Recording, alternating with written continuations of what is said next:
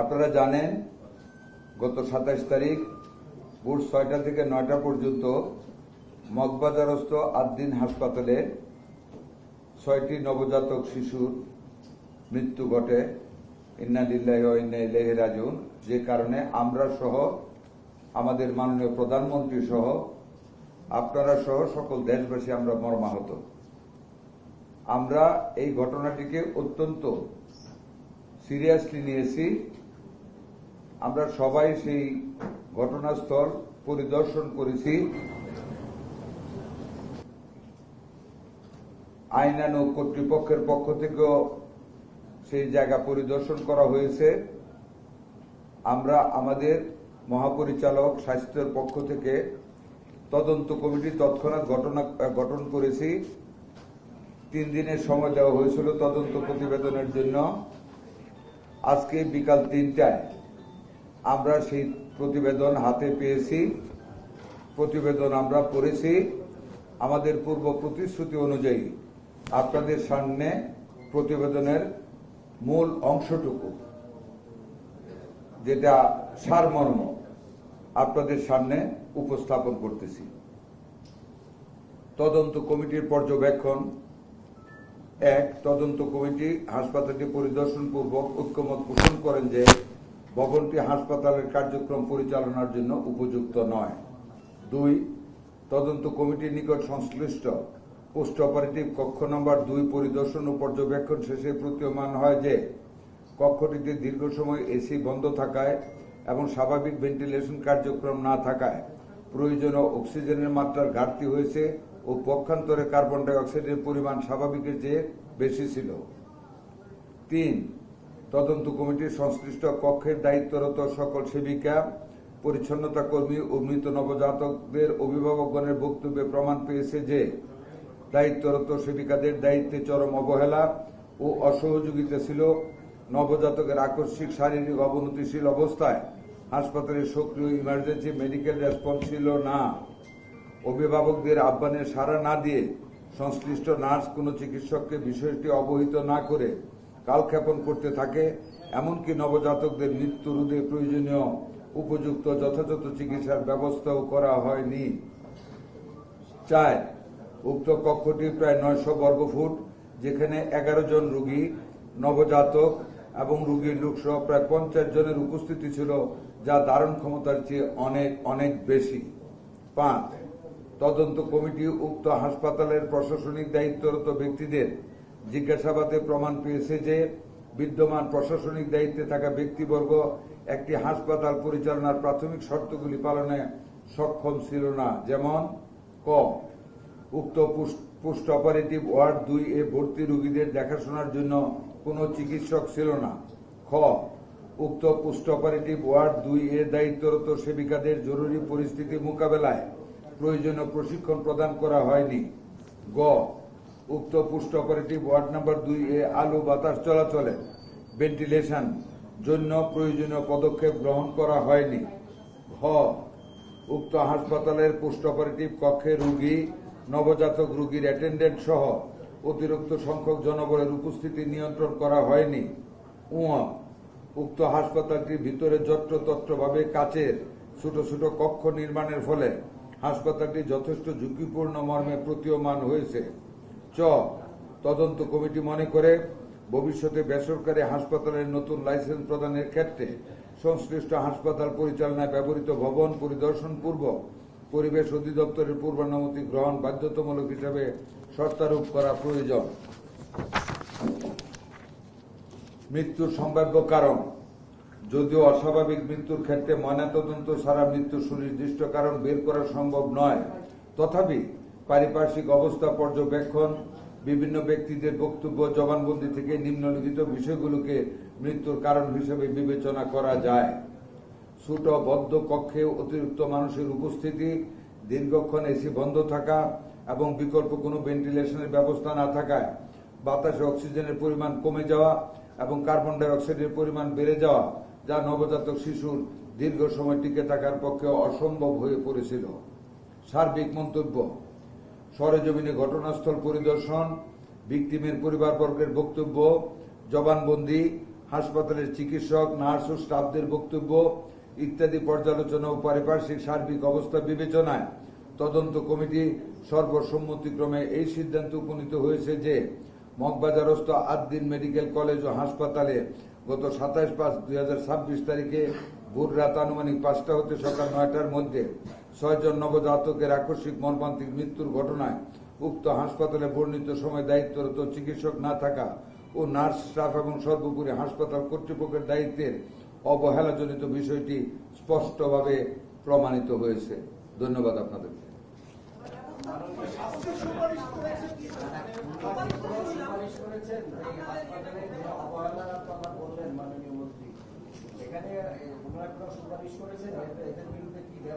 তদন্ত কমিটি তাদের প্রতিবেদন দিয়েছে, আপনাদের সামনে পড়ে শোনানো হয়েছে।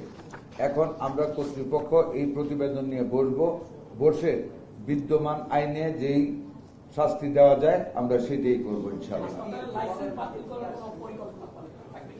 সেগুলি আমরা আইন দেখে আইনানুগ ব্যবস্থা নেব। কিন্তু মাননীয় মন্ত্রী, একটা বিষয় হলো অতীতে আমরা দেখেছি কোন হাসপাতালে কোন মৃত্যু ঘটনা ঘটলে দেখা যায় যে রাতে থেকে আলামত নষ্ট করতে না পারে, সেই জন্য ওই হাসপাতালটা সিলগালা করা হয়।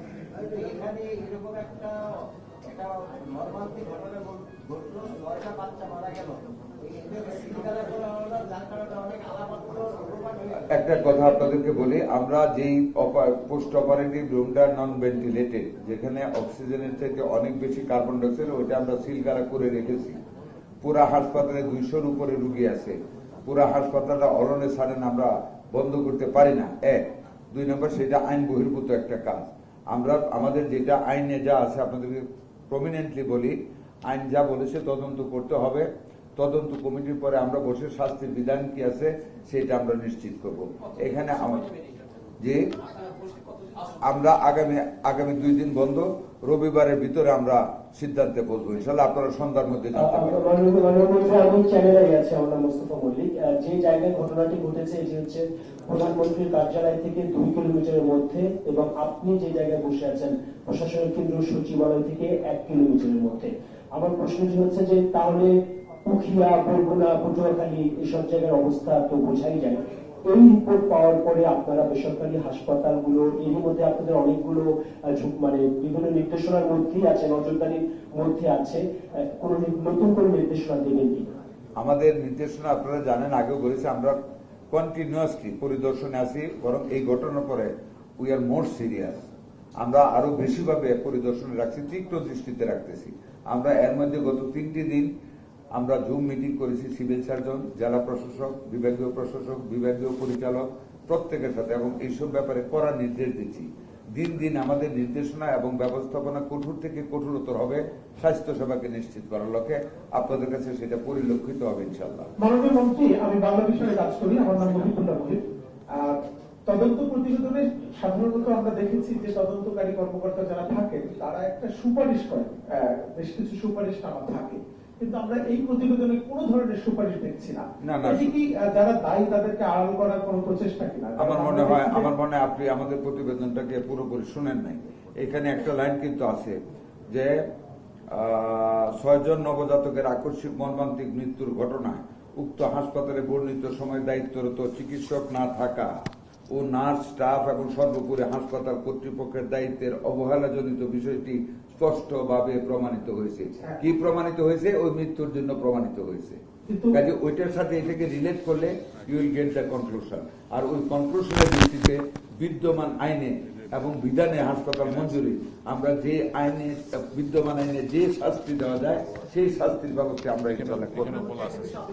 আরেকটা লাইন বলি, তদন্ত কমিটি মনে করে ভবিষ্যতে বেসরকারি হাসপাতালে নতুন লাইসেন্স প্রদানের ক্ষেত্রে সংশ্লিষ্ট হাসপাতাল পরিচালনায় ব্যবহৃত ভবন পরিদর্শন পূর্বক পরিবেশ অধিদপ্তরের পূর্বানুমতি গ্রহণ বাধ্যতামূলক হিসেবে শর্তারোপ করা প্রয়োজন, যেটা আগে বললেন, ওইটার জন্য আমরা ব্যবস্থা করেছি।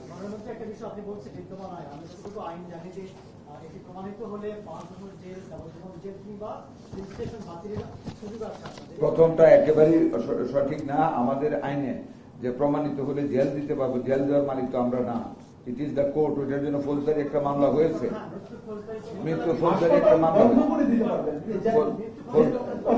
তদন্ত প্রতিবেদনে যেটি প্রমাণিত হয়েছে তাতে তাৎক্ষণিক স্বাস্থ্য মন্ত্রণালয়ের উচিত হচ্ছে এই হাসপাতালটি বন্ধ করে দেওয়া। এর জন্য আইন নতুন করে দেখার কিছু নেই। আমি সরি আপনাকে বলতে, এই ভিত্তিতে আমরা, আপনারা অনেক সময় খুব তীক্ষ্ণতা বুদ্ধির পরিচয় দেন, অনেক সময় আপনাদের প্রশ্নের উত্তরে প্রশ্ন করলে কর্তৃপক্ষ হুঁশিয়ার হয়ে যায়। আমি ওটা বলতে চাই না, তবে what you have done is the correct thing. আপনি যে প্রশ্নটা করেছেন উত্তরটা আমি দিব না আপনাদের আমাদের সবার স্বার্থে। মাননীয় মন্ত্রী, আমার নাম রাশেদ, আমি নিউজে কাজ করি। আমার দুইটা প্রশ্ন। একটা হচ্ছে যে আপনি এখানে বলছেন যে হত্যা, এই যে মৃত্যু ঘটেছে সেটা প্রকৃত কারণ জানা যাবে ময়নাতদন্তের মাধ্যমে। আপনি একসাথে 6 জন শিশু মারা গেছে, এটা কি শুধু প্রফেশনাল নেগলিজেন্স হিসেবে দেখছেন নাকি এটা ক্রিমিনাল অফেন্স হিসেবে দেখছেন? ক্রিমিনাল অফেন্স হিসেবে একটা মামলা হয়েছে। ময়নাতদন্ত ছাড়া ওই ক্রিমিনাল অফেন্সের জাস্টিফিকেশন আপনি কিভাবে জানেন? ময়না তদন্ত না হলে বিবাদীরা একটা বেনিফিট পায়, কিন্তু এই ক্ষেত্রে এই নবজাতক শিশুদের মা যে আবেগঘন মুহূর্ত ছিল, সেই মুহূর্তে বহু চেষ্টা করে তাদের ময়না তদন্তে নেওয়া যায় নাই, সিনিয়ে নিয়ে গেছে, তারা দিবে না। বহু চেষ্টা করেছে সিআইডি, পুলিশ, তারা দেয় নাই। তবে এইটা যে ধরনের সেন্সিটিভ কেস, এটা একটা গোপন কেস না, রাতের অন্ধকারে মারা না, মৃত্যু না, রাতের অন্ধকারে ফাঁসি না, ইট ইজ হাইলি প্রুভেন। কাজে মাননীয় সম্মানিত আদালত অবশ্যই এটাকে কোন বেনিফিট আসামিদেরকে দিবেন না ওই মামলা, আমার দৃঢ় বিশ্বাস। মাননীয়, আমার সেকেন্ড প্রশ্নটা হচ্ছে যে এই হাসপাতালের পারমিশন ছিল কিনা, ডিজিএসএস এর কোনো অনুমোদন ছিল কিনা, নাকি অবৈধভাবে তার পরিচয় ছিল? না, পারমিশন ছিল। এরকম হাসপাতাল কিভাবে পারমিশন পায়? এইরকম হাসপাতাল পায় না। হাসপাতাল পারমিশনের সময় ঠিকই ছিল। আমাদের কাছে রাজুকের একটা প্রতিবেদন আছে, তারা পরবর্তীতে এগুলো অনেক চেঞ্জ করেছে। যেটা রাজুক আরেকটা প্রতিবেদন দিচ্ছে, এটা রাজুক আরেকটা ব্যবস্থা গ্রহণ করবে আমার বিশ্বাস। সামনে এসেছে ঢাকা শহর থেকে শুরু করে এরকম অনেকগুলো হাসপাতাল যেগুলো তথাকথিত অনেক ভালো মানের হাসপাতাল আমরা বলে থাকি। এখন আপনারা কি সেই জায়গাগুলোতে বিষয়টা ক্লিয়ার করবেন? আমরা প্রত্যেকটা হাসপাতাল এদেরকে সামনে রেখে আমরা পরিদর্শন করবো এবং এই ধরনের ঘটনা পেলে আমরা ওগুলি সংশোধন করার চেষ্টা করবো, না হলে বন্ধ করে দেবো। মাননীয় মন্ত্রী, একটা কোশ্চেন লাস্ট, সেটা হচ্ছে আপনাদের স্বাস্থ্য অধিদপ্তরের হাসপাতাল পরিদর্শক রয়েছে যাদের নিয়মিত এসব হাসপাতালগুলো তদারকি করার কথা। এই তদারকিতে যারা ব্যর্থতার পরিচয় দিয়েছেন, যে এত বড় একটা মানে হাসপাতাল, কিন্তু সেখানে বেকারি থেকে শুরু করে যেখানে নানা ধরনের অব্যবস্থাপনা, এগুলিকে যারা পেট্রোনাইজ করেছে, এখানে নিঃসন্দেহে স্বাস্থ্য অধিদপ্তরের অনেক কর্মকর্তা। দেখুন, এখানে শুধু আমরা দায়ী না, শুধু আমরা জড়িত না। যেমন বেকারির কথা বলেছেন, বেকারির পারমিশন দিয়েছে বিএসটিআই, পারমিশন দিয়েছে পরিবেশ। হ্যাঁ, এখানে অনেকগুলি জিনিস জড়িত আছে। আসলে আমরা তো ততটুকু ডেভেলপড এখনো হই নাই, এটা আপনাদের স্বীকার করতে হবে।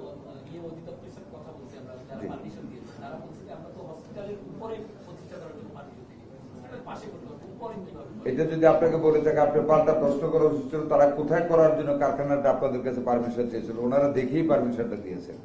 একটা অ্যাড্রেস তো দেওয়া হয়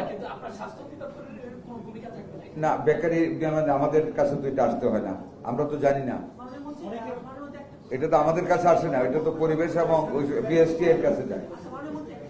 জি,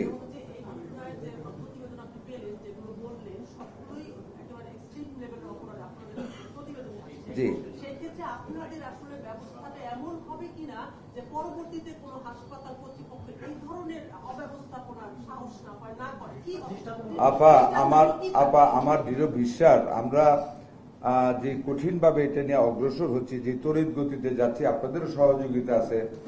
আমার দৃঢ় বিশ্বাস পরবর্তীতে আমরা যেই কার্যক্রম গ্রহণ করতে যাচ্ছি, যেভাবে প্রত্যেকটা হাসপাতাল পরিদর্শনের জন্য আমরা চিন্তা ভাবনা করে মানে স্থির করেছি, আমাদের সচিব সাহেব, ডিজি সাহেব, আমি, প্রতিমন্ত্রী, আমরা সবাই যেভাবে আমাদের পরিদর্শন কার্যক্রম সাজাচ্ছি আর যে আইনানুগ ব্যবস্থা গ্রহণ করতে যাচ্ছি, আমার দৃঢ় বিশ্বাস এই ধরনের সাহস আর কেউ পাবে না। এরকম বদ্ধ করে শিশু বা মানুষ রাখার সাহস আর কেউ পাবে বলে আমি বিশ্বাস করি না। লোক দেখানোর ডেফিনিশনটা আমি জানি না, আমার আইনে যতটুকু হার্ড আছে ততটুকু যাবো আমি।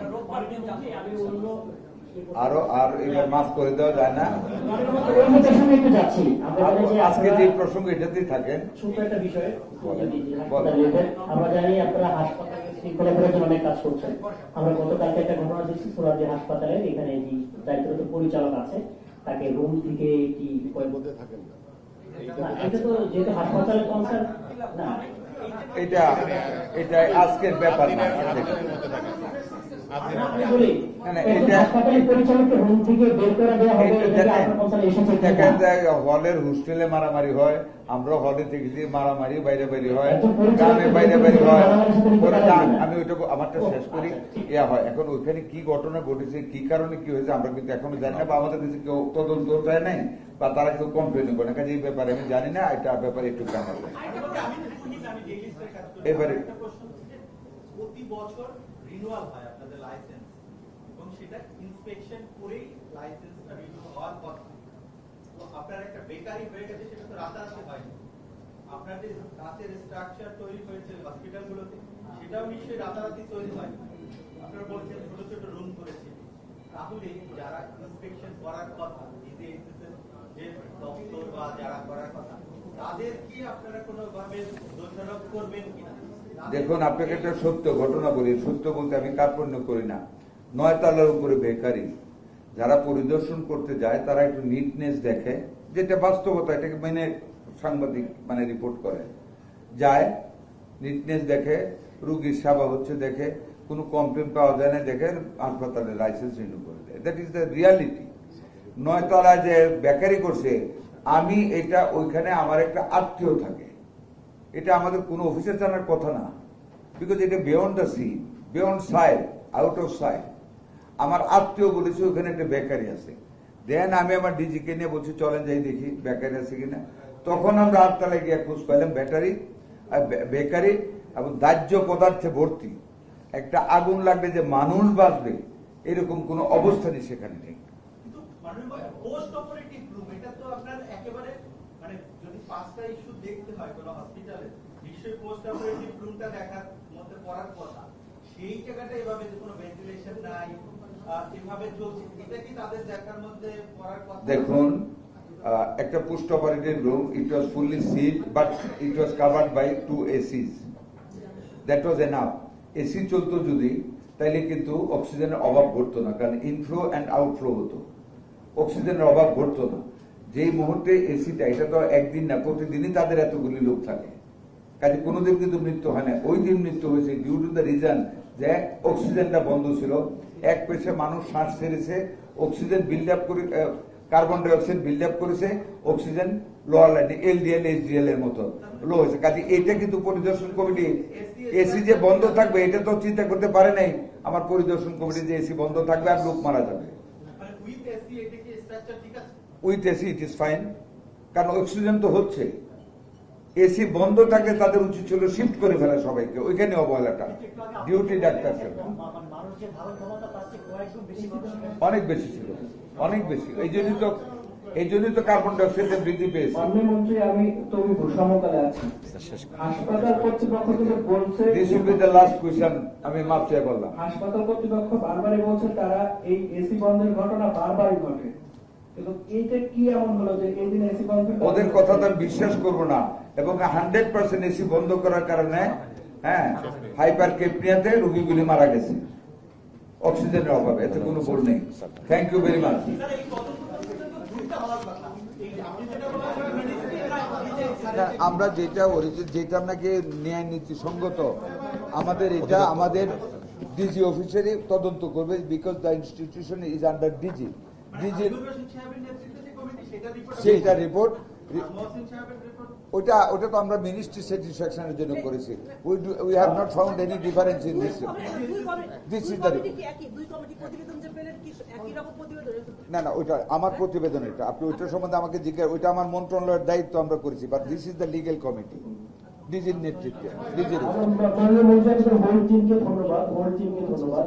আপনার উক্তি দিয়ে কি আমরা এই কথা বলতে পারি যেটা একটা গুরুত্বপূর্ণ মেসেজ এই রিপোর্টটা? সুতরাং এই মুহূর্ত থেকে যদি কোনো হাসপাতালে ধরে গাফিলতি করা হয় তাহলে সঙ্গে সঙ্গে শাটডাউন। শাটডাউন কথাটা বললেন না, কারণ আইনের একটা কঠোর ব্যবস্থা নেব, এটা বলেন। কারণ আপনি শাটডাউনটা আইনে নাই, এটা আপনাকে নন অফিসিয়াল বলে যদি কোর্ট করেন আপনাদের সামনে আর কথা বলবো না, আইনে কিন্তু নাই। আমাকে প্রসেসে যেতে হবে এবং প্রসেসে আমি কঠোর কাজ করবো, এটুকু আপনাদের করবো।